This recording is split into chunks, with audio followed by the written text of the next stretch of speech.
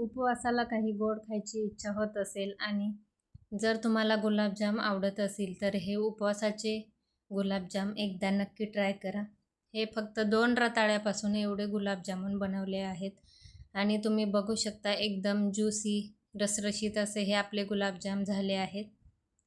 तर या महाशिवरात्रीला रताळ्यापासून असे हे सॉफ्ट गुलाबजाम नक्की तुम्ही सुद्धा ट्राय करा.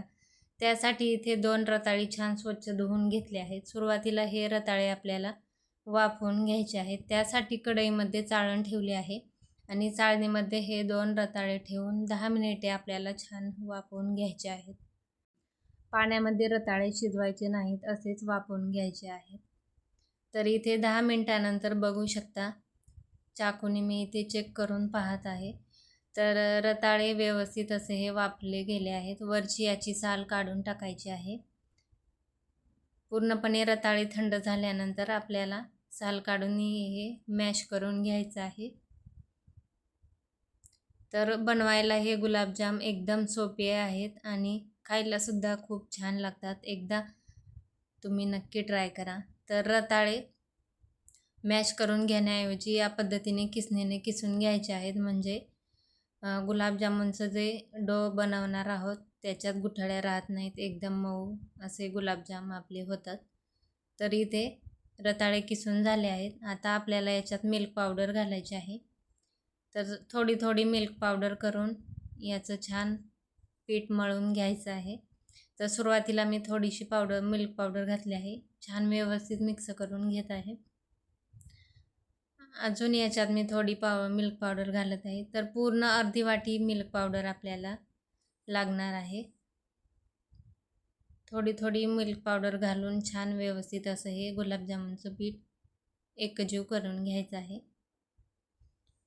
तर बघू शकता याच्यात दुधाचा वापर करायचा नाही, मिल्क पावडरच घालायची आहे. त्यामुळे गुलाबजाम एकदम सॉफ्ट असे होतात. तर छान असं हे गुलाबजामुनचं पीठ मी मळून घेतलं आहे. थोडंसं तुपाचा हात घेतला आहे आणि एकदा याला थोडंसं मळून घेते, म्हणजे ताटाला याचं पीठ अजिबात चिटकत नाही आणि याचे गोळे बनवायलाही हाताला चिटकत नाही. हाताला थोडंसं तूप लावूनच याचे छान गोल गोल असे गुलाबजामुन बनवून घ्यायचे आहेत. तर इथे बघू शकता एकदम मऊसूत असं हे पीठ बनवून तयार झालं आहे. तर पीठ 5 मिनिटं असंच ठेवायचं आहे. तोपर्यंत पाक बनवून घेऊया. पाक बनवण्यासाठी 1 कपभर साखर घेतली आहे. याच्यामध्ये आता 1 कप भरून पाणी घालायचं आहे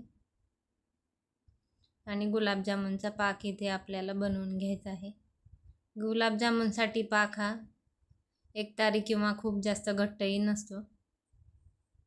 इकडे पाक शिजत आहे तोपर्यंत आपण याचे छोटे छोटे गोळे बनवून घेऊया. गुलाबजामुनचे बॉल्स बनवून घेऊया. तर बघू शकता अजिबात चिरा वगैरे पडत नाहीत. एकदम मऊसूत सॉफ्ट असे हे तयार झाले आहेत.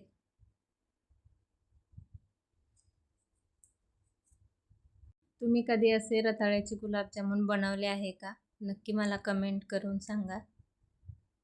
तर इथे मी सर्व गुलाबजाम बनवून घेते आणि पाकामध्ये इथे मी 10-12 केसरच्या काड्या घातल्या आहेत. सर्व गुलाबजामुन इथे बनवून तयार झालेले आहेत. पाकसुद्धा इकडे छान शिजत आहे. बघू शकता छान पाकाला उकळी आलेली आहे. आता आपण गॅस बंद करूया. पाक थोडासा कोमट होत आहे तोपर्यंत गुलाबजाम तळून घ्यायचे आहेत. तेल व्यवस्थित गरम झालं आहे. आता गुलाबजाम आपल्याला मिडियम गॅसवरती तळून घ्यायचे आहेत. जास्त मोठा गॅस ठेवायचा नाही, नाहीतर ते वरून लाल होतात, आतून कच्चे राहतात. बारीक गॅसवरती छान गोल्डन ब्राऊन कलर येईपर्यंत आपल्याला गुलाबजाम तळून घ्यायचे आहेत. पाकामध्ये गुलाबजाम टाकताना पाक कोमट असायला हवा. जर थंड झाला असेल तर थोडासा कोमट करून घेऊन मगच हे तळलेले गुलाबजाम पाकात टाकायचे आहे, म्हणजे ते व्यवस्थित मुरतात आणि छान ज्यूसी असे गुलाबजाम आपले तयार होतात. तर इथे बघू शकता छान रंग येईपर्यंत इथे मी गुलाबजाम तळून घेतले आहेत. तर राहिलेले सुद्धा गुलाबजाम मी असे तळून घेते आणि पाक कोमट आहे तोपर्यंतच पाकामध्ये हे टाकून घ्यायचे आहेत. थोड्या वेळात 1 तासामध्येच लगेच हे छान मुरले जातात आणि एकदम रसरशीत तयार होतात. जास्त वेळ मुरायला वेळ लागत नाही. तर इथे मी एक गुलाबजाम तुम्हाला तोडून दाखवत आहे.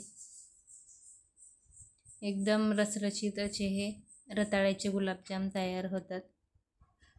तर या महाशिवरात्रीला तुम्ही सुद्धा असे नक्की ट्राय करा. व्हिडिओ आवडल्यास लाईक करा, शेअर करा आणि चॅनलला सबस्क्राईब करा. धन्यवाद.